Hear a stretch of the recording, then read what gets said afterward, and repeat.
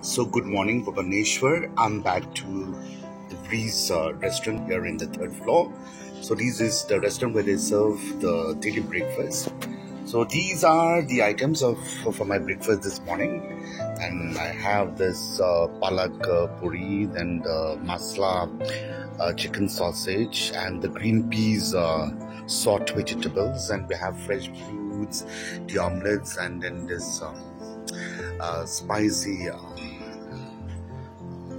tadka, and we have the fresh juice and so on and so forth. So this is the place where we used to have a dinner, and this is the internal part of this restaurant.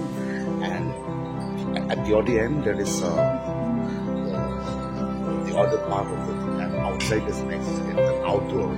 So since the sun is too hot, so I don't feel like going out and have it.